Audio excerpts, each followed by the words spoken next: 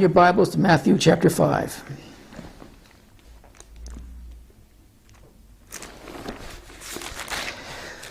I left on the pastor's blog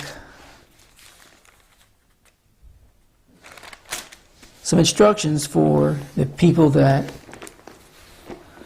watch me and what we teach here, to read through Matthew 5, verses 17 through 48. Actually, read through all of the Sermon on the Mount.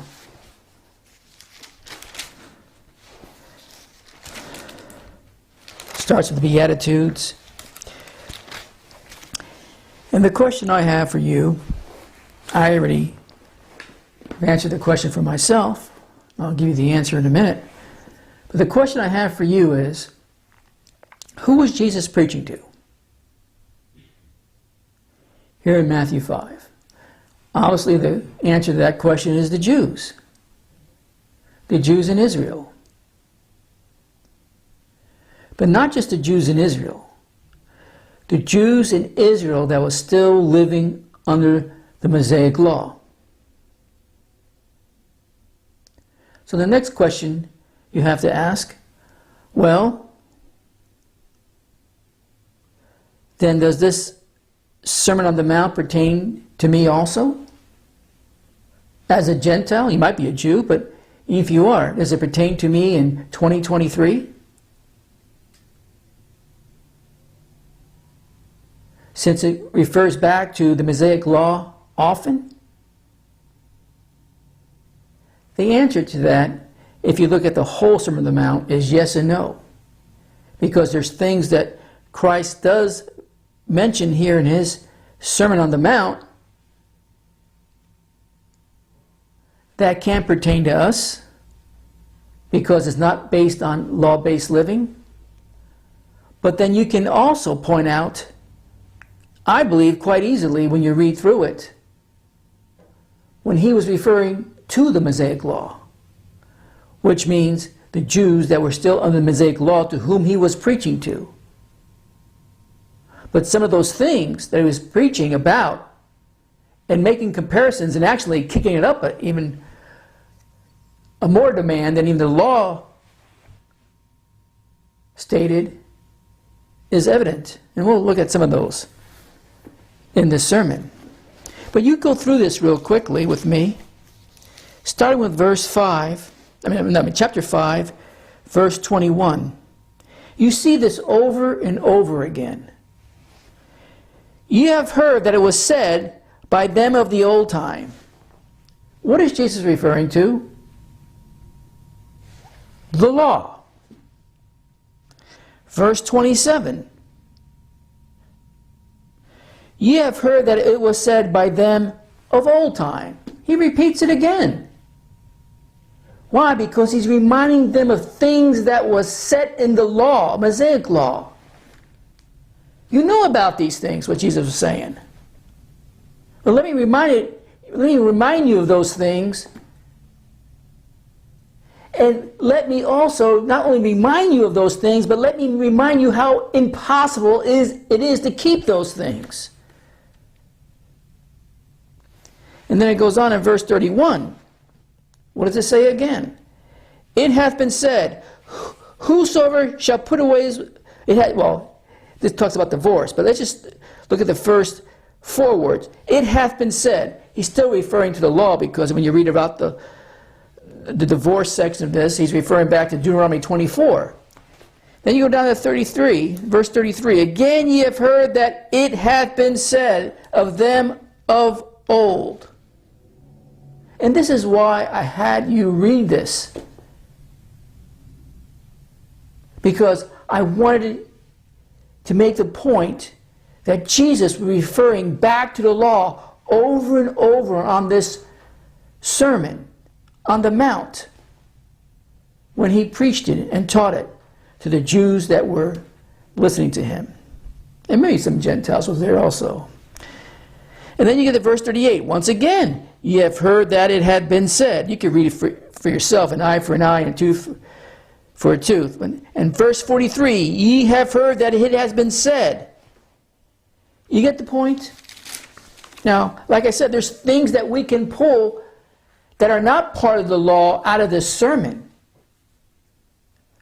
But I think it's quite evident when Jesus was referring to the law to make the point, which I'll get to here in a minute. So Jesus, at this Sermon on the Mount, probably was observing a group of Pharisees, the experts in the law, celebrating their observance of the law. I'm sure they went around claiming that they reached the pinnacle of Sinai's law-based living.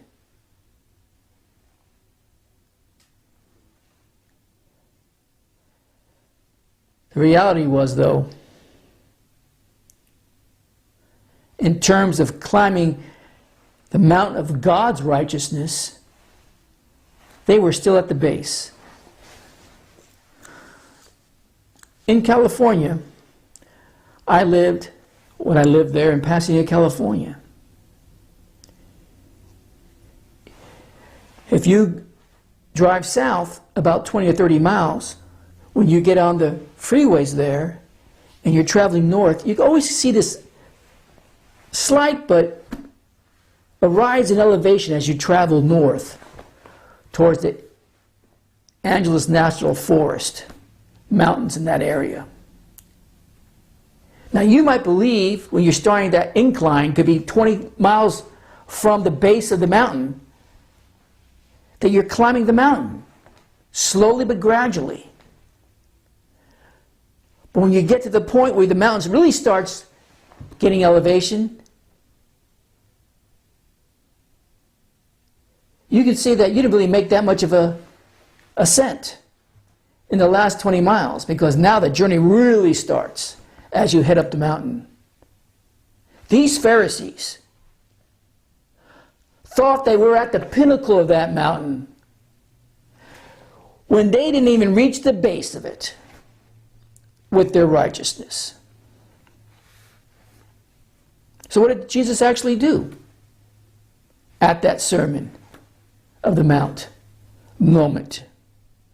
Did he congratulate these Pharisees and all righteous people and inform them that they were doing well and not to worry because God would grade them on a curve? A lot of Christians think that way. Well, I don't keep the 10 Commandments, for an example, 100%. I falter here and there.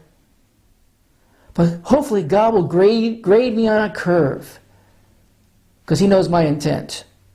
No. Jesus didn't congratulate them. Jesus is not going to grade them on a curve. Jesus is about ready to let them have it.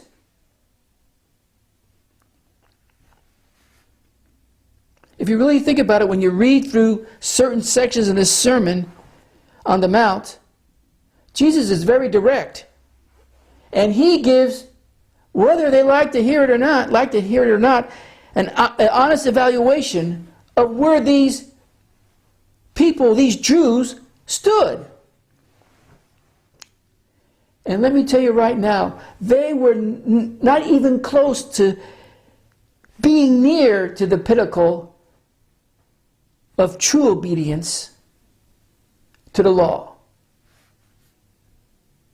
You have a lot of Christians running around like that, running around in today's Christian world that act the same way as those Pharisees. Now, when you read through this sermon, the Beatitudes are the first part of Jesus' Sermon on the Mount. And these are benefits or rewards for being meek. You can read it for yourself in the beginning part of this chapter. Merciful and pure. But then, when you read further on into this sermon, you find out that Jesus' definition of meek, merciful, and pure leaves none of his present hearers, the Jews, blessed or rewarded. Because why? Jesus immediately introduces the subject of the law in his sermon. And anyone who believes they can follow the law is exposed by Jesus.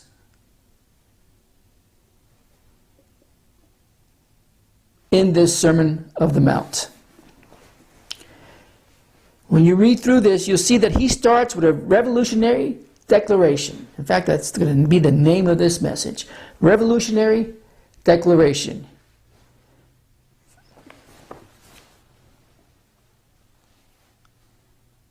He says, when you get to verse 17, and I'm going to paraphrase a lot of this because I don't have time to read through all these verses.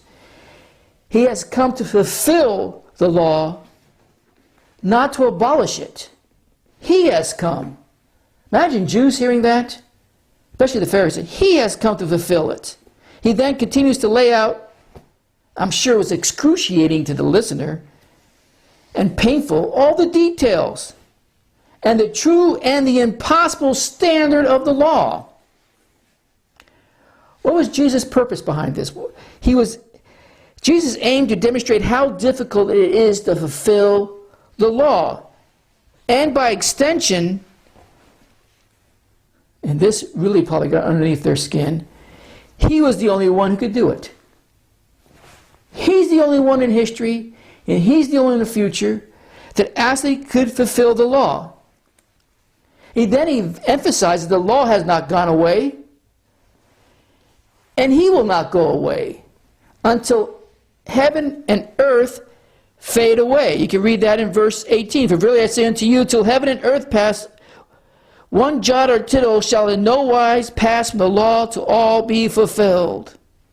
Verse 17 says, think not I have come to destroy the law or the prophets. I am not done to destroy, but to fulfill. Now, I think those who have listened to me preach on the law understand there's no getting around the fact that the law is a power to be reckoned with. One must confront and act out its true demands.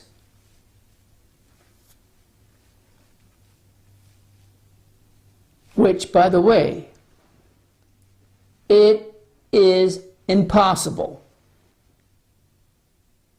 I don't care what you think, self-righteous Christians out there. It is impossible. Only Jesus could have done that.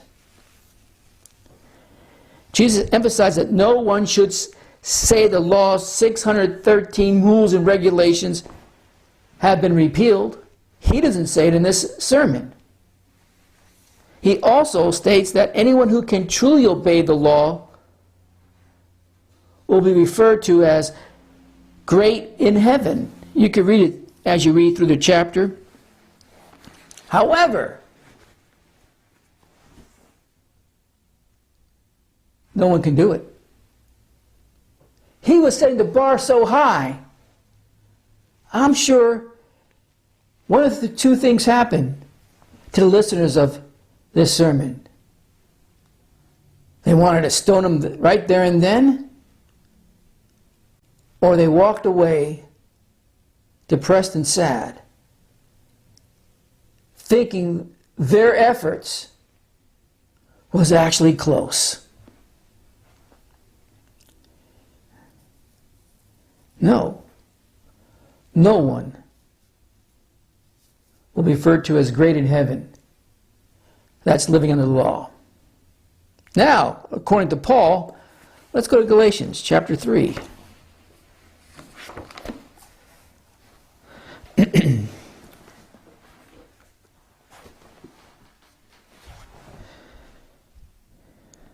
He says in verse 10,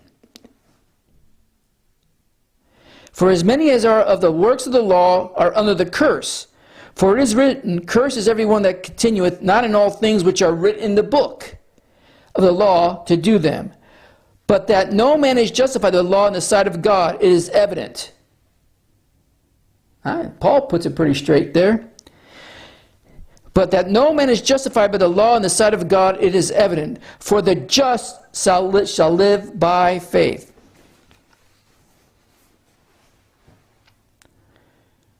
no one will be considered great in heaven because of their observance of the law, is what Paul is saying. I preach the message titled Zero Law Keepers. That's what Jesus is depicting here. These group of people listening to him. Zero law keepers. Because they couldn't keep it 100%. So therefore they could not be ever under the law declared as great in heaven. The only way that's going to happen is through Christ. When you examine yourself against the law, it just demonstrates how impossible it is to keep it. How impossible it is to reach the pinnacle of keeping it. For instance, go back to Matthew 5. I'll paraphrase through this again, but I do encourage you, if you haven't read it, read through it, 17 through 48, because these are the areas that I'm referring to. For instance, he talks about anger, beginning in verse 21. You have heard that it was said by them of old time, referring to the law, thou shalt not kill, and whoever shall kill be in danger of judgment. But I say to you, what is Jesus saying there? I'm adding additionally to that whoever is angry with his brother without a cause shall be in danger of judgment. What judgment? The same judgment as the one that kills someone, that murders someone. Think about that, friends. Think about you listening to Jesus saying that. You're telling me you're putting me in the same camp as a murderer? Yeah. And whoever shall say to his brother, Raka, shall be in danger of the council, but whoever shall say, thou fool, shall be in danger of hell fire. You can read right through this and not picture yourself in that moment.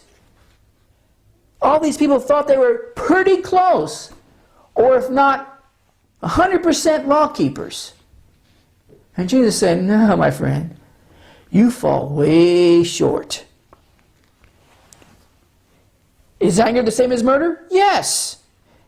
Is it wrong to lust as you read through the verses? Yes. You're put in the same camp as adultery. Is it true that name calling will land you in a burning hellfire? The answer to that question, once again, is yes.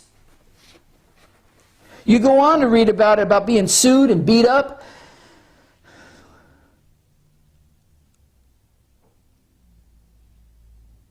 You expect to let people beat you up? If you read through these passages, you expect people to take everything from you? The threat of hell appears 3 separate times in this Sermon on the Mount. However, and this unfortunately is missed when reading through these passages.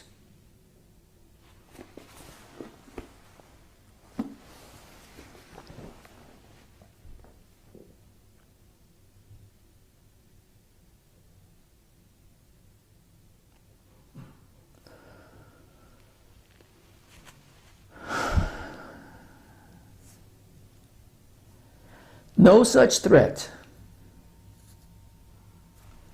is made against believers of anything that you read through 17 and 48. No such threat is made against any believers in the letters that Peter wrote, John wrote, Paul wrote, and others. No such threats. As we just read, and there's more if you read through the chapter. Did John get it wrong? Did Paul get it wrong? Did Peter get it wrong? Even James, did he get it wrong? How come they're not putting those kind of threats as we see Jesus put on the Jews here at the Sermon on the Mount? Why? This is definitely not your friendly local Jesus preaching here. He's mean. I'm sure Some had even more choice words than that were listening to him. This is Jesus with a sword. If you really think about it, ordering them to sever body parts or face fiery damnation.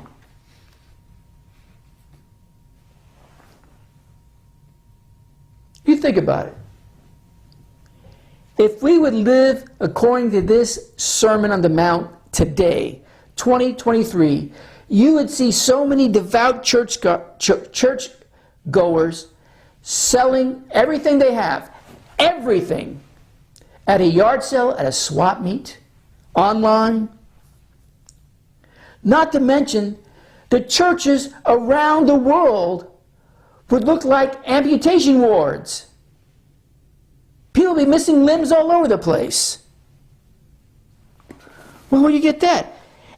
Verse 29, chapter 5, and if thy right eye offend thee, pluck it out, and cast it from thee, for it is profitable for thee that one of thy members should perish, and not the whole body should be cast into hell.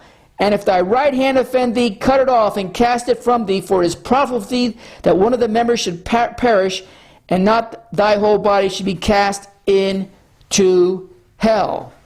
Like I said, churches would be amputation wards.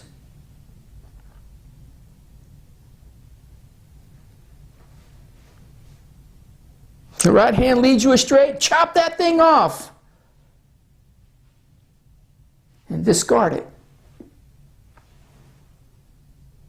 Why? Because it's more preferable that you lose that hand than your whole body perish in hell. Even making vows to the Lord. That's in here too. Jesus makes it very clear to his listeners not to do so.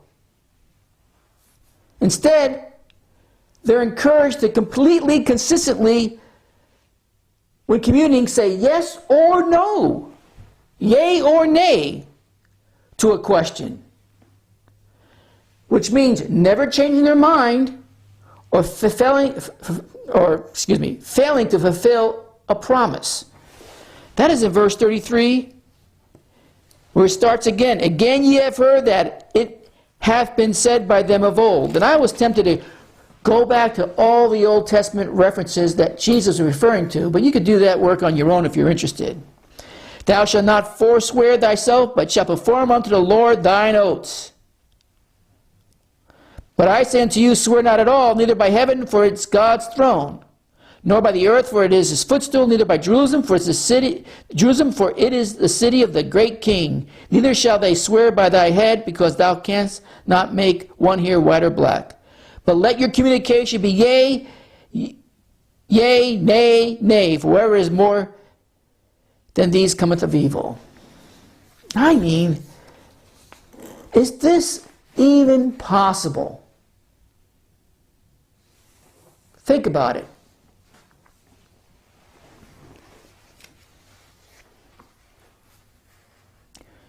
It's back to the question, is the Sermon on the Mount, really targeting believers in 2023? Actually, let's just give it a date for now, either 30 AD or 33 AD or whatever date you think Jesus died, until the now, 2023. Should any of these, if you really look at them closely, harsh scriptures be regarded as goals that we should be striving for? Or do they serve as a different function?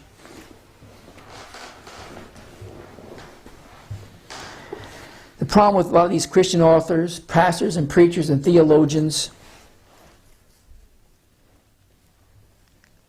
ignore these issues completely, don't want to ask the tough questions, or they completely watered down Jesus' impossible teachings to make them more palatable. The latter is done more often than you think.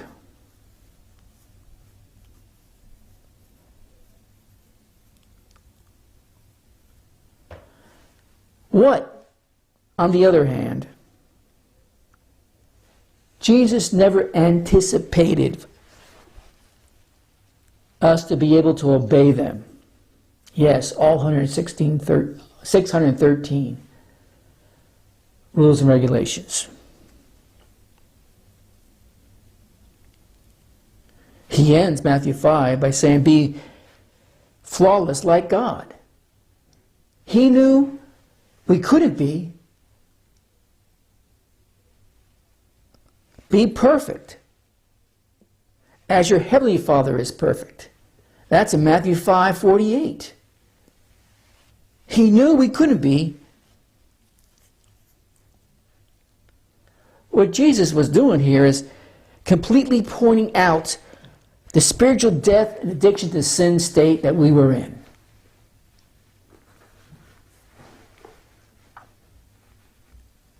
We needed an answer.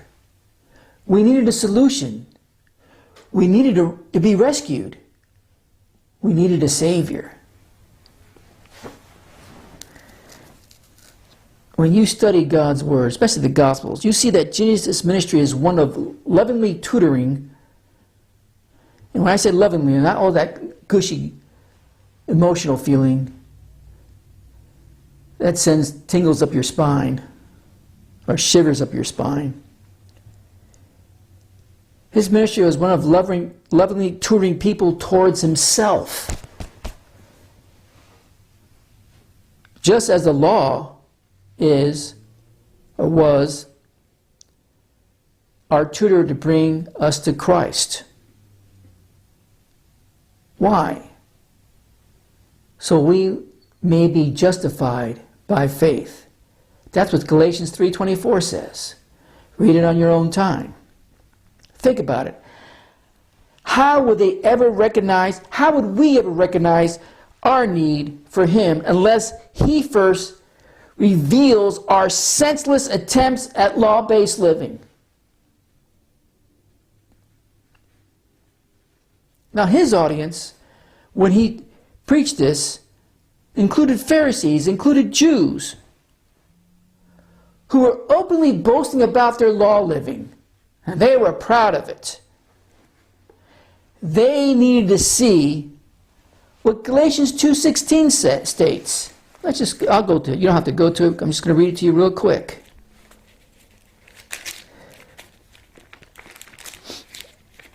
It reads, knowing that a man is not justified by the works of the law,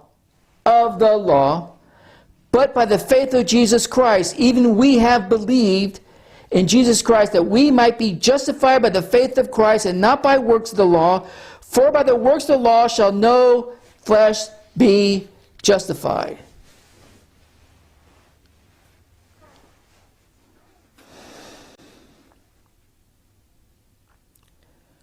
Until their own self-effort, self-righteousness was exposed, until ours was exposed, there was no need to look for another way. A way the Messiah would provide through the cross and the resurrection. By His blood that He shed for our benefit. Like I said earlier, the Sermon on the Mount sets the bar so high that no one could ever achieve it. It's impossible. And to even try to achieve it, there would be no wiggle room. Because as soon as you failed, you're right back at the base of the mountain of righteousness. So what did that produce? Once your eyes are open, a situation of desperation. And quite frankly, I think that's the response Jesus was hoping to receive from His audience that He was preaching to. He wished in this Sermon on the Mount to demonstrate to them that any other approach that they could come up with concerning the law would be living a life of delusion. That you're actually keeping it. God is not great on the scale, like I said earlier. The law is ruthless.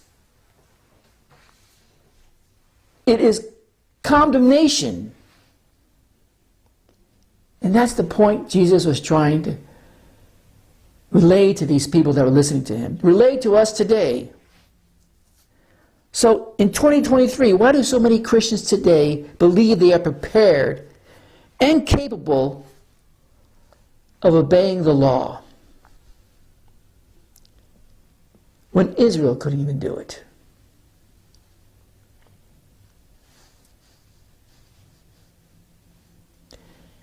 When you read through this sermon, especially through 17 and 48, we understand that the law kills. Through all the messages that I've preached so far. But you know what else do you see here in this sermon? Jesus' famous sermon here on the Mount does as well. It kills. Yet, the church still has a love affair with it. The law, that is. The church still has a love affair with the Ten Commandments. The church has a love affair with certain sections of the Sermon on the Mount. When you start talking about things about how to properly give and laying up your treasures, which is Jesus doesn't refer back to the law on, by the way. They don't have so much of a love affair with that. But they have a love affair with the law section of the sermon.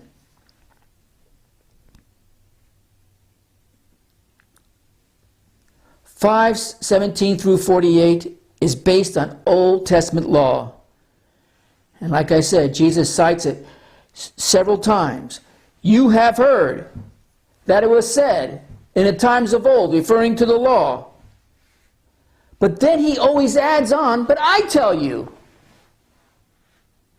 But I tell you.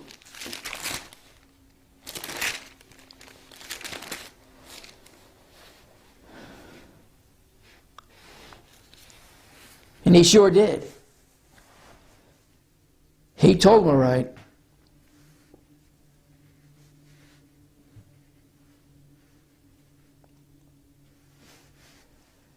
But I tell you. He also said, love your adversaries. And pray for those who persecute you. So you may be called the sons of God. That's 43 and 45. You don't think his audience was well versed in the law? The Old Testament law? What he does is purposely create a new standard that amplifies the law. It puts the law on steroids. It was an impossible standard to keep before. Now it's an impossible standard on steroids that no one could ever attain. And that's the point. And he points out the repercussions. He points out the outcome for failing to meet the impossible standard. And what is that? Judgment from God and punishment. He says it several times. In hell. Well, I know what some preachers do with this Sermon on the Mount. They preach it as, they just take it as some spiritual development sermon for Christians. Yeah, we can't keep all of that, but it's just there so we could aim for it and gradually get as close as we can. That was not the intention of this.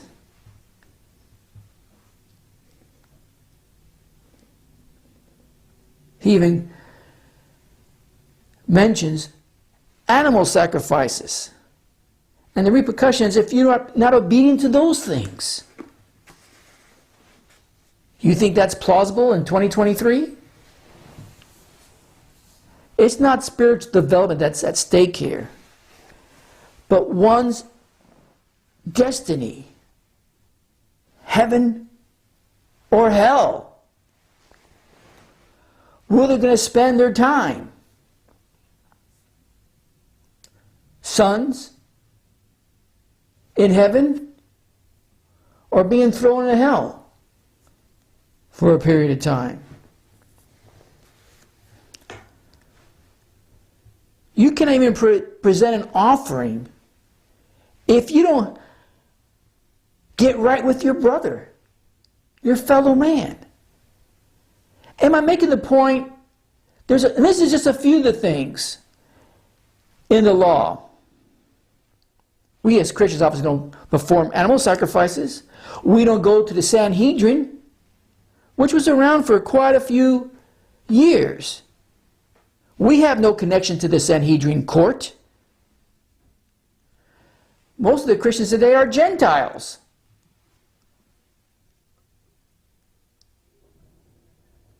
And many Christians today, unfortunately because of bad teaching that's out there, believe that Jesus' words apply to their lives today. What we're reading through Matthew 5:17 through 48. Despite the fact is, if you keep it in context, it is clearly Jewish law-centered. There's no doubt in my mind that Jesus' intention was to confront the Jews of his day, and even anyone after that day that was going to try to live a law-based life. He confronted their hypocrisy and failure to follow the law. And it's still true today. In a nutshell, the sermon is as follows. Face the entire law, discard none of it, or else. Or else. I repeat, a lustful gaze is adultery. Angle equals murder. Name calling merits hell. Start amputating bodily parts in your battle against sin, or face the fiery punishment. You get the picture? Have I said it enough times over to demonstrate to you how impossible? How about and not allowing others to sue you and beat you up, stealing your possessions?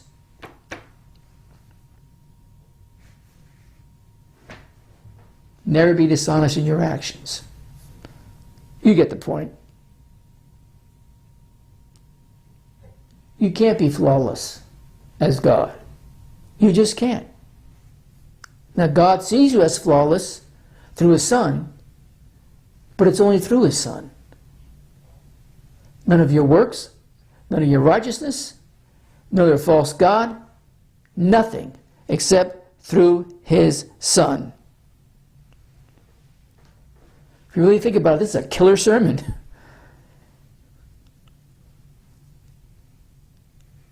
Well, Jesus didn't really mean it. Really. Is that you're going with? It's just hyperbole. No, it isn't. You don't think people that were listening to this were taking Jesus at his word? Read through it. Of course they were. Stop trying to water down these impossible teachings. They don't serve.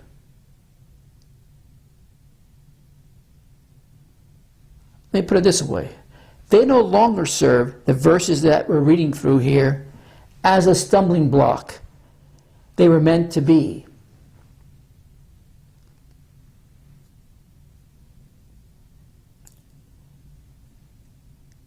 They're not even a speed bump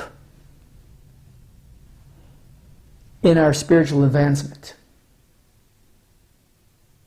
because it doesn't apply to us any longer.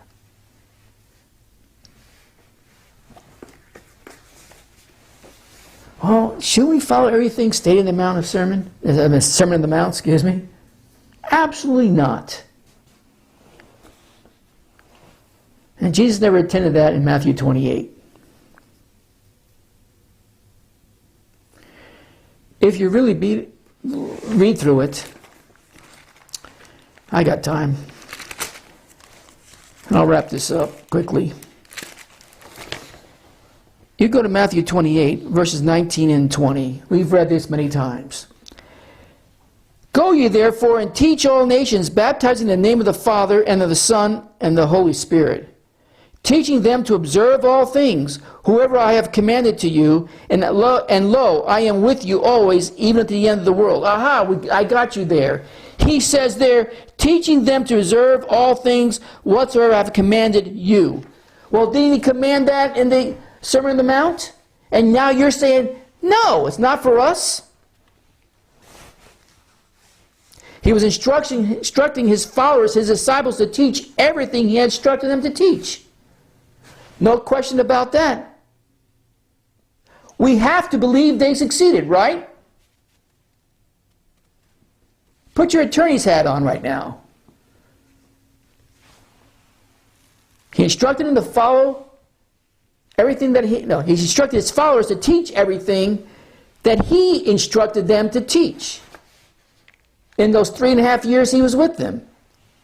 We have to believe they succeeded to a certain degree, right? Well, let me give you a news flash.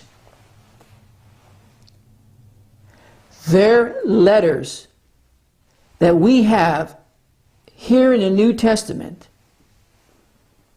are the product of their obedience. But not once did they write or teach that we should cut off our hands. Think about this. Either they're in complete disobedience to Christ's commands, what he taught them to teach others, or they're not. I argue they're not. They're doing exactly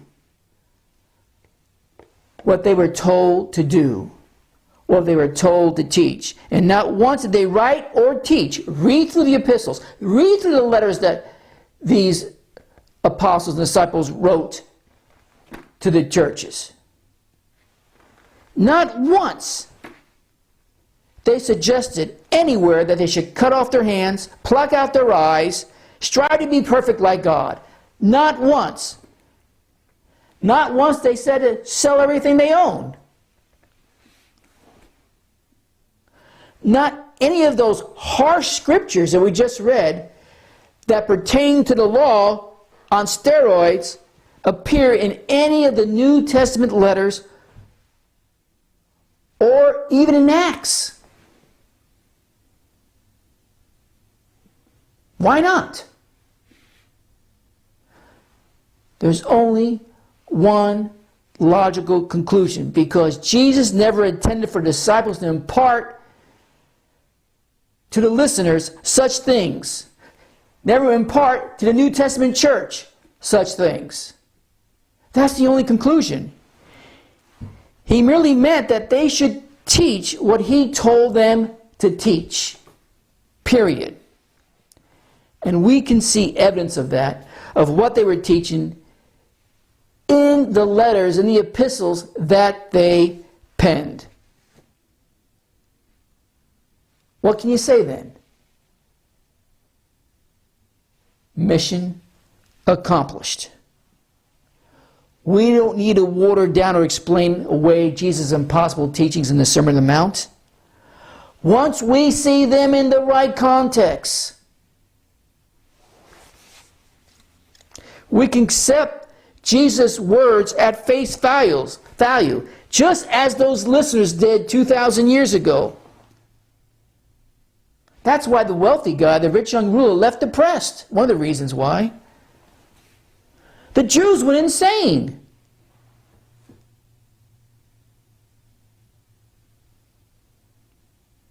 The mission that Jesus was on was completed concerning that sermon. What was that mission? I guess Jesus' strategy was to deliberately bury his hearers, the one that was listening to him, under the condemnation of the law. Why? So they can see that there was no way out except through God's grace, except through God's only begotten Son.